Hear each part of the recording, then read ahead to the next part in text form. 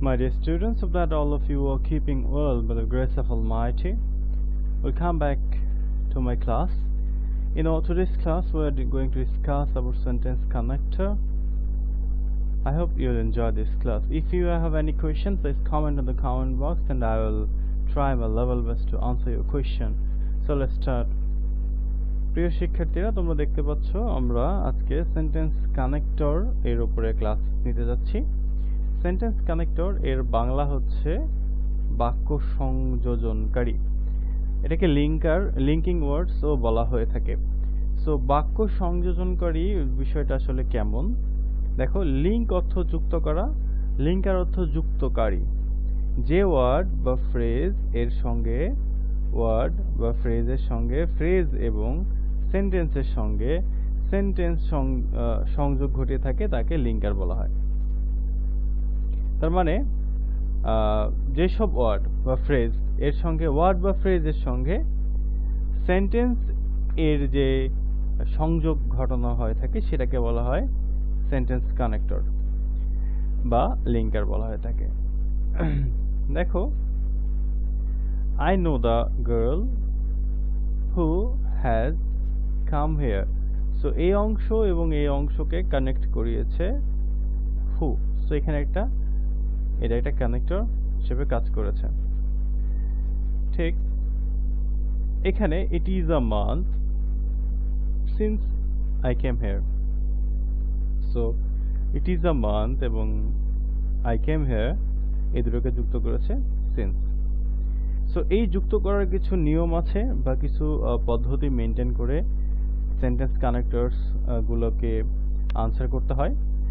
আমরা এই রুলস গুলো দেখব একের পর এক। আমাদের কয়েকটি সেশন থাকবে এবং কয়েকটি পর্ব থাকবে ক্লাসের, এবং প্রতিটা পর্বেই আমরা সেন্টেন্স কানেক্টরস এর রুলস গুলো নিয়ে আলোচনা করব।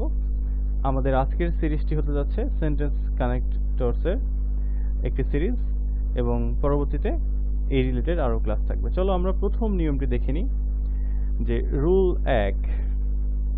সো সেন্টেন্স কানেক্টরস গুলোর আসলে বেসিক কিছু বিষয় আছে যেগুলো মুখস্থ করতে হয়। শুধু মুখস্থ করলেই হবে না, এটাকে বুঝে বুঝে মুখস্থ করতে হবে, দেখতে হবে। যেমন দেখো, as a result, for this reason, that is why, this is why, thus, as a consequence, consequently, therefore, so, hence. এই যে কানেক্টরস এগুলো কোথায় ব্যবহার করা হবে?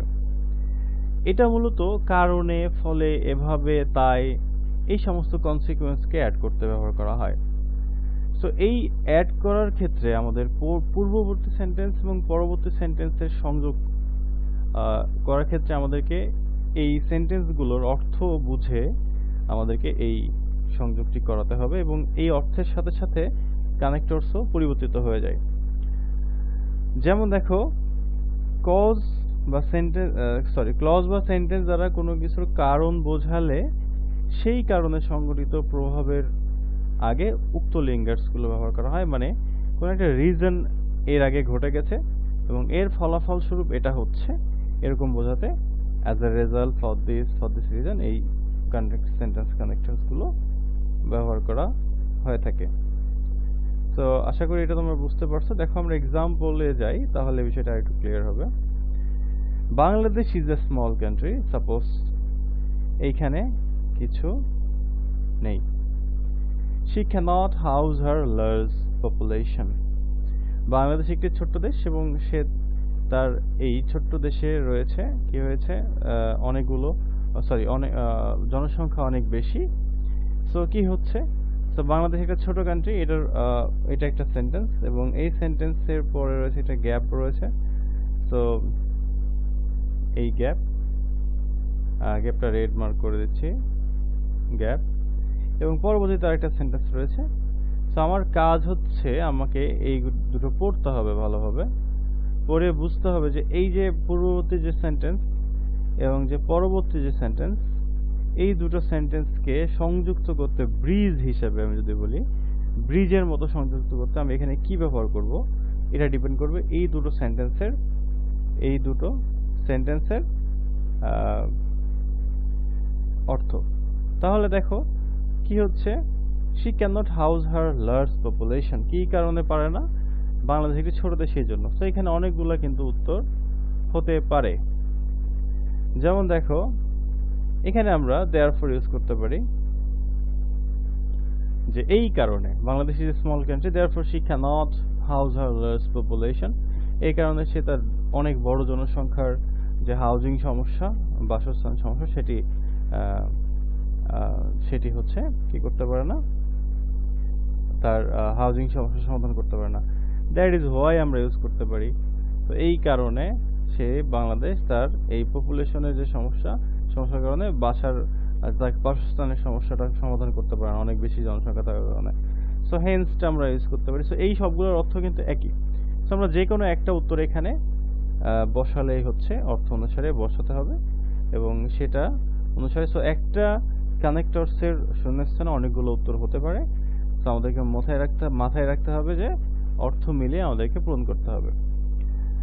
যেমন দেখো আরেকটি উদাহরণ আমরা দেখি, many dishonest businessman hoard the daily commodities, অনেক যারা হচ্ছে অসৎ ব্যবসায়ী আছে তারা নিত্য প্রয়োজনীয় দ্রব্য নিয়ে অনেক ক্রাইসিস তৈরি করে এবং তার পরবর্তী কি আছে, the price of them lie at an imbalance rate, এবং এই কারণে এই জিনিসগুলোর ইমব্যালেন্সিং এর কারণে দাম বেড়ে যায়। সো এই কারণেই, সো যেহেতু ডিসঅনেস্ট যারা ব্যবসায়ী আছে তাদের নিত্য প্রয়োজনীয় দ্রব্য নিয়ে তাদের এই দর কষাকষি বা পুঁজিবাদী যে সমস্যা, সেই সমস্যাটার কারণে।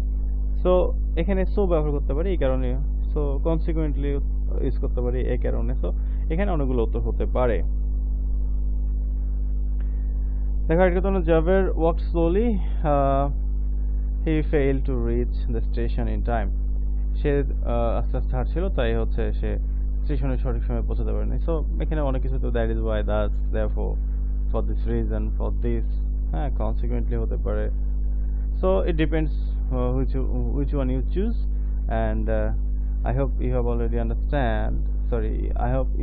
understood what is connectors and how you should answer them. There can be many answers in a single sentence, in a single gap. So I hope you will able to answer them correctly. দেখো এরপরে আছে এখানে রয়েছে, দেখো despite my warning he violated my instructions, আমার as a consequence অনেক কিছু হতে পারে, he had to suffer much, তাকে অনেক সাফার করতে হয়েছিল। সো এখানে সবগুলোই সঠিক উত্তর এখানে। আমরা কিন্তু সবগুলো এইভাবে বসাবো না, আমি জাস্ট আমাদের বোঝানোর জন্য এটা আমি এভাবে লিখে রেখেছি। সো আমাদের কাজ হচ্ছে যে কোনো একটা আমরা চুজ করব। সো বুঝে গিয়েছো যে সেন্টেন্স কানেক্টরস গুলো কিভাবে কাজ করে। এখন আমাদেরকে মনে রাখতে হবে কি ধরনের সেন্টেন্স কানেক্টর কোথায় ব্যবহার করতে হয়। দেখো বলা হচ্ছে যে সংক্ষেপে বলতে বা এক কথায় বলতে গেলে যেই মানে বোঝাতে, যে আমরা অনেক কথা বলার পরে বলি যে সবশেষ কথা হচ্ছে এই জিনিসটা এটা। সো এই সমস্ত সিচুয়েশন গুলোতে আমরা এগুলো ব্যবহার করি। ইন শর্ট ব্যবহার করতে পারি, in brief, in a few words, in words, in a nutshell, in fine, হ্যাঁ সরি এটা দরকার নেই,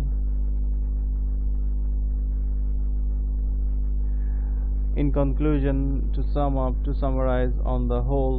সো এই জিনিসগুলো কিন্তু আমরা সংক্ষেপে বলি যে শেষ কথা এটাই হচ্ছে এই জিনিসটা। এই টাইপের সিচুয়েশন গুলোতে আমাদেরকে এগুলো ব্যবহার করতে হবে। চলো আমরা এক্সাম্পল দেখে নেই, যে his whole family depends on him, তার সম্পূর্ণ ফ্যামিলিটাই তার উপর নির্ভর করে। He is the only earning member of his family, সে তার পরিবারের একমাত্র উপার্জনক্ষম ব্যক্তি। তারপরে he is the umbrella of his family, সে তার পরিবারের ছাতা। পরিবারের ছাতা বলতে আসলে এখানে যেটা বোঝাচ্ছে যে ছাতা যেমন আমাদেরকে রোদ বৃষ্টি এগুলো থেকে রক্ষা করে, ঠিক সে পরিবারের সমস্ত সমস্যার সমাধানের একমাত্র ব্যক্তি হচ্ছে সে ছাতার মতো পরিবারটাকে ছায়া দিয়ে রাখে। সো এখানে আমরা ইন আ ওয়ার্ড ইউজ করতে পারি, হ্যাঁ ইন আ নাটশেল ইউজ করতে পারি, ইন কনক্লুশন বলতে পারি, টু সাম অফ ইউজ করতে পারি। সো এটা যে কোনো একটা উত্তর আমরা এখানে বসালে হচ্ছে আমাদেরকে জানতে হবে যে এই জিনিসগুলো কোথায় কিভাবে ব্যবহার করতে হয়। সো এতগুলো কথা বলার পরে বলা হচ্ছে যে সবশেষ কথা সে হচ্ছে তার পরিবারের ছাতা। সো দেখো একটা এক্সাম্পল দেখি আমরা। Bangladesh is a small country, Bangladesh হচ্ছে একটা ছোট্ট দেশ। She has a large population, আমরা এর আগে দেখেছি এই কথাগুলো। She cannot ensure the basic rights of half citizen, সে তার মানে বাংলাদেশ তার যে বাংলাদেশের যে নাগরিক তাদের জন্য সঠিকভাবে তাদের মৌলিক অধিকারগুলো কষ্ট হয়ে যায় পূরণ করতে। People are mostly poor here, অধিকাংশ মানুষ এখানে ধনী নয়। So most of them are illiterate, অধিকাংশই তারা শিক্ষার আলোয় আলোকিত নয়। এবং শেষ পর্যন্ত বলা হয়েছে Bangladesh is burden with many problems, Bangladesh হচ্ছে অনেক সমস্যায় জর্জরিত অবস্থায় রয়েছে। So Bangladesh is trying to develop, এবং বাংলাদেশ তোমরা জানো ইতিমধ্যে হচ্ছে উন্নয়নশীল দেশের তালিকায় চলে এসছে। সো এই এক্সাম্পলটা দেওয়া হয়েছে যে বোঝানোর জন্য যে আসলে বিষয়টা কিভাবে হয়ে থাকে। আমরা জানি বাংলাদেশ অনেক পূর্বের তুলনায় বিভিন্ন দিক থেকেই ভালো করছে। সো দেখো ইন শর্ট, এখানে আমরা ইন শর্ট ইউজ করতে পারি, তারপর ইন ব্রিফ ইউজ করতে পারি, ইন আ ওয়ার্ড ইউজ করতে পারি, হ্যাঁ, ইন আ নাটশেল ইউজ করতে পারি। সো আমার যেটা ভালো লাগে আমি সেটা ইউজ করতে পারি, কিন্তু আমার ভালো লাগলেই হবে না, আমাকে নিয়ম মেনে ভালো লাগতে হবে।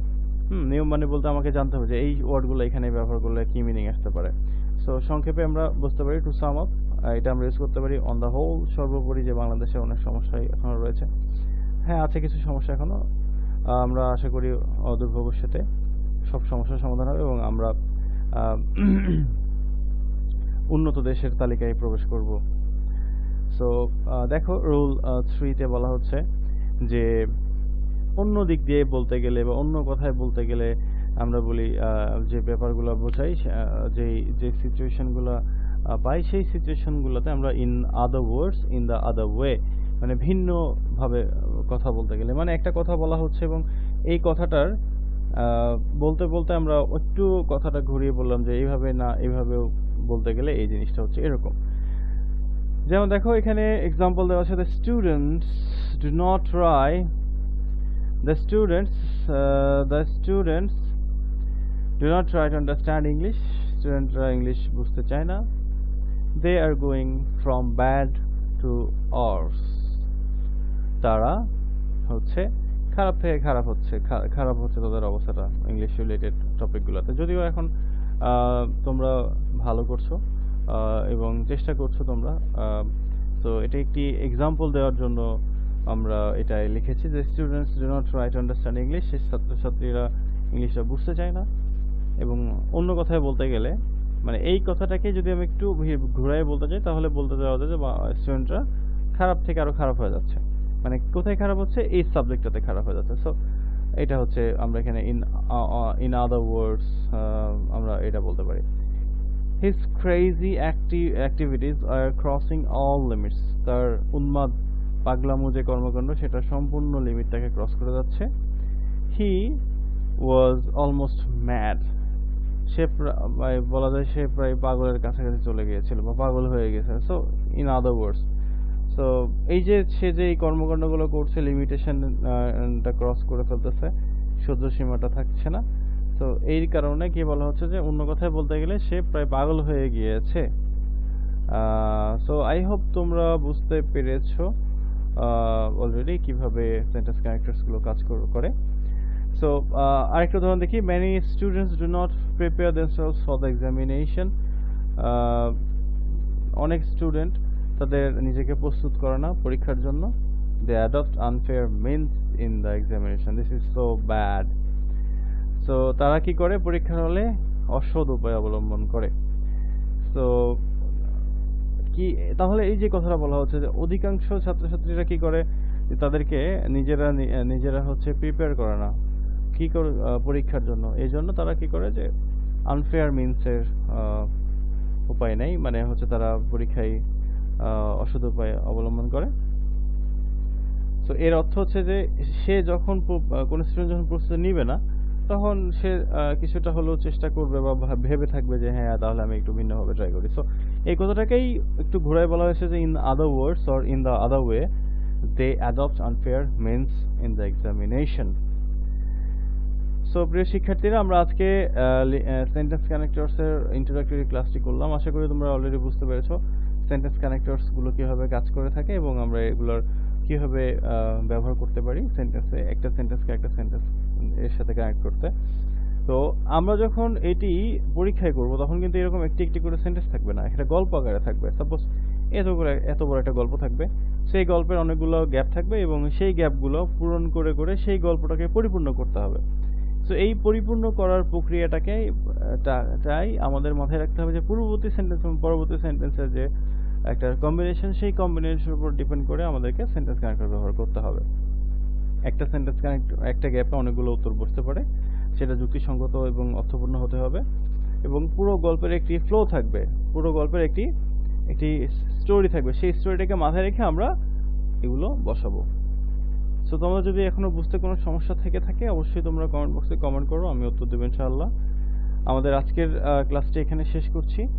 সবাই ভালো থাকবে, সবাই সুস্থ থাকবে এবং সৃষ্টিকর্তার কাছে প্রার্থনা করবে আমরা সবাই যেন সুস্থ থাকি। আল্লাহ হাফেজ, আসসালামু আলাইকুম।